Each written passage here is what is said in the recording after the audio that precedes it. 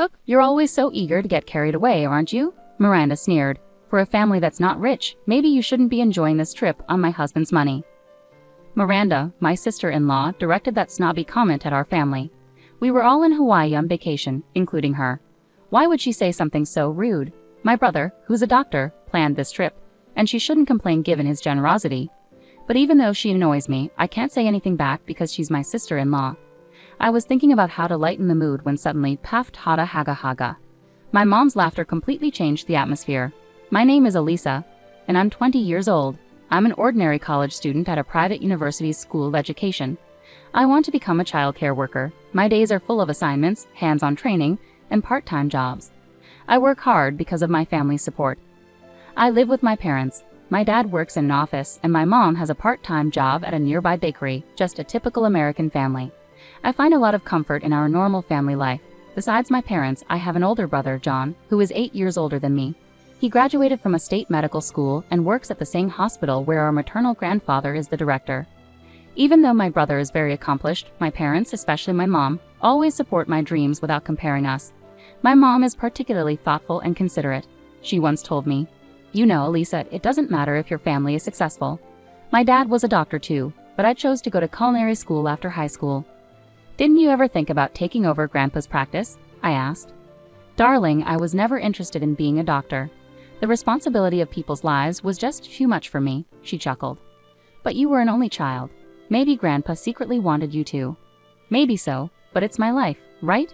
And now, with John being a doctor, everything turned out okay. My father's just happy that one of his grandchildren has followed in his footsteps. I guess that's true. I don't think Mom ever intended to slight my grandfather. She chose her own happiness, marrying my father instead of taking over the family practice. Now that John's a doctor and works at Grandpa's hospital, there's no worry about his successor. It makes me realize that my mom has been through a lot.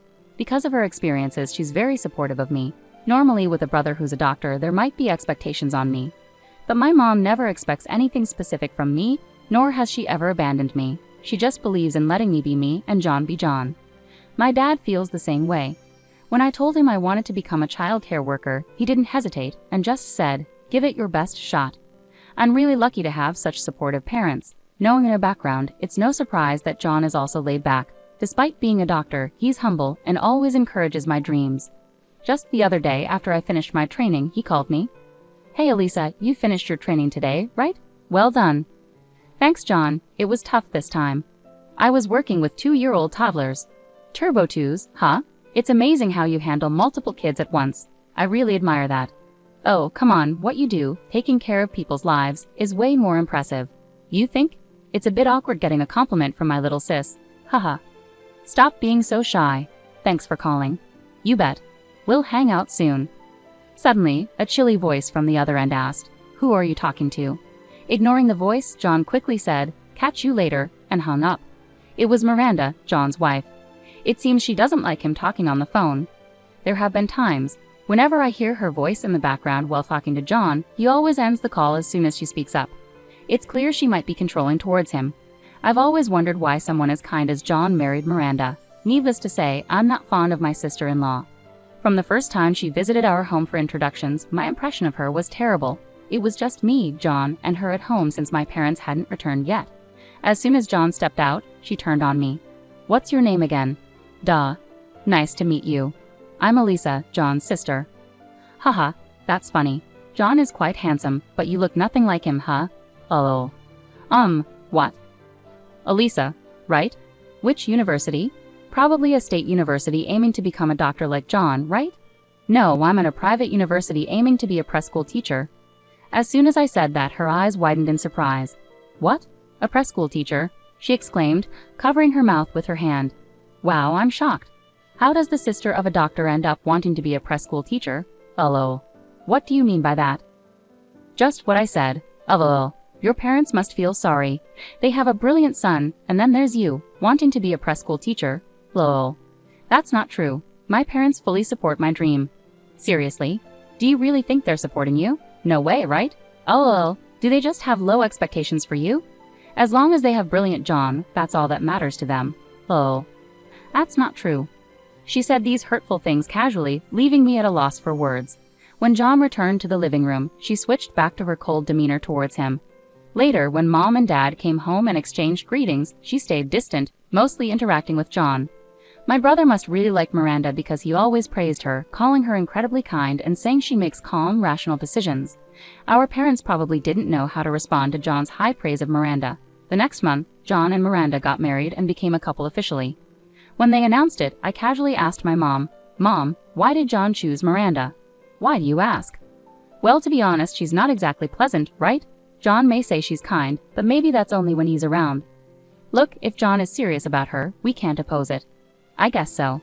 As a family, John's happiness is what matters most. So Elisa, will you support John?" "Yeah, I understand.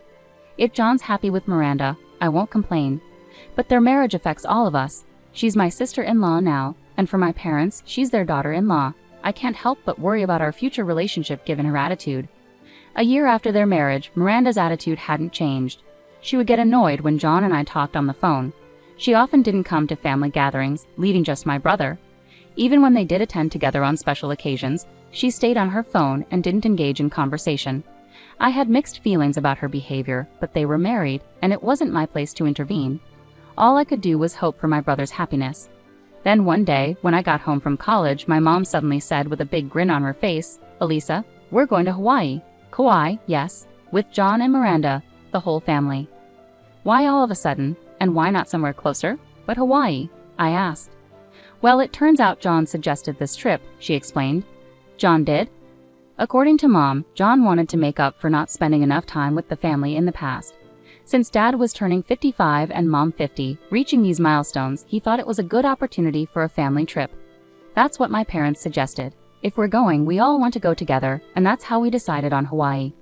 After hearing the plan, I asked my mom the question that had been bothering me the most. I mean, I'm excited about going to Hawaii, but isn't Miranda going to have a problem with all of us going together? You'd think so, right? But she surprisingly seemed on board with it, saying, "I'd love to go to Hawaii." "Really? Miranda has always wanted to visit Hawaii, so since she's on board, let's all enjoy it together, right?" "Sounds good. I've never been to Hawaii, so I'm super excited." And just like that, we decided to head to Hawaii in 2 months. The thought of Miranda joining us did bring some mixed feelings, but the excitement of the trip overshadowed them. 2 months later, we met John and Miranda at the airport and boarded our flight. My parents and I sat together, while John and Miranda were seated separately in the back. Since my brother made all the reservations for this trip, it was clear their seating arrangement was intentional, probably at Miranda's insistence. At the airport, she only spoke with my brother and didn't greet us. For her, it seemed strictly a vacation with her husband. Both my parents noticed Miranda's attitude, but they didn't let it bother them and seemed to be thoroughly enjoying the trip. My mom even suggested to John, "Why don't you two go sightseeing on your own?" Thanks to my mom's suggestion, I was able to enjoy the trip without worrying too much about my sister-in-law. But then something happened. That evening, after coming back from sightseeing, my parents and I met John and Miranda for dinner at our hotel. Miranda only spoke to my brother as usual. My brother, looking a bit troubled, tried to start a conversation with me. "Hey Elisa, how's it going? This is your first time in Hawaii, right?" "Yeah, I've only seen it on TV, so it's really amazing to be here." "I'm glad you're enjoying it. I'm happy we decided on Hawaii." "Thanks for suggesting this trip, John. I'm having such a great time." "Yeah, but this trip was..." Just as my brother started to speak, Miranda interrupted with a sarcastic comment and glared at me. There was an awkward silence after her remark. Then Miranda mockingly said, "Cook, always so quick to get carried away, aren't you?" "Miranda, don't call me by my name," I snapped. Why are you saying that?" I stammered, taken aback by Miranda's harsh words. "Excuse me? Why would I want to be close to his sister, who's training to be a preschool teacher?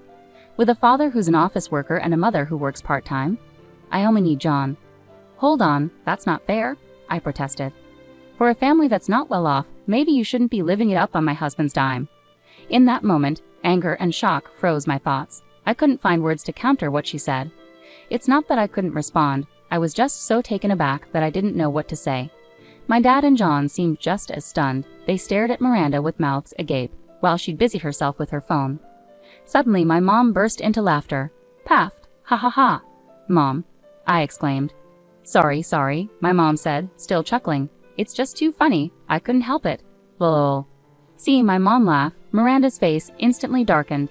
Clearly upset, she snapped at my mom. "Excuse me, what's so funny?" "I'm sorry, Miranda dear. It's just that my stomach hurts from laughing." The irony. Coming on this trip riding on someone else's dime and acting like this? Well, maybe I'll just head back then. Oh. What? Miranda was stunned.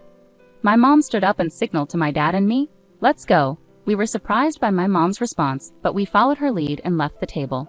Miranda seemed annoyed but didn't say anything as we walked away. Suddenly, John stood up, raising his voice at Miranda. Hey, that was way out of line. What, John? She asked, clearly taken aback. Apologize to Mom, to my family. I had never seen this side of John before. He was always at Miranda's beck and call, but now he was furious. Miranda appeared rattled and tense. Hold on, John, what's gotten into you? You've always had my back. I supported you because I chose you, but I've had enough. I can't deal with your self-centered attitude anymore. Why? Why all of a sudden? It's clear that this trip happened because of Mom. I had planned to cover everything, but Mom ended up paying for everyone, including us. No way. Your mom did that? I was surprised by this revelation. John had claimed to be covering the expenses, but apparently Mom had secretly paid for everything and told John to keep it quiet. Even Dad, who was usually in the loop, believed John was footing the bill and was equally shocked.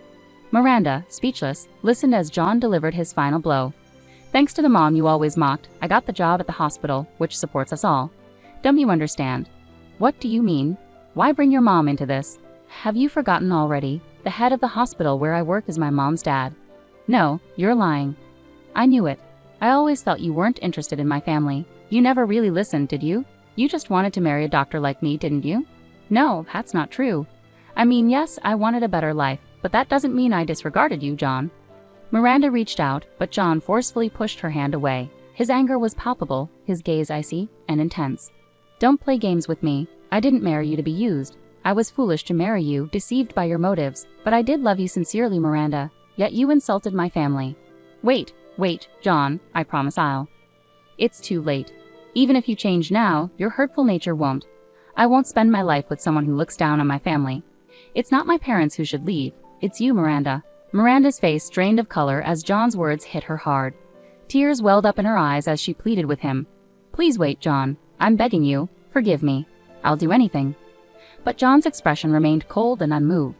Without saying another word or reacting harshly, he continued to stare at her with a cold demeanor.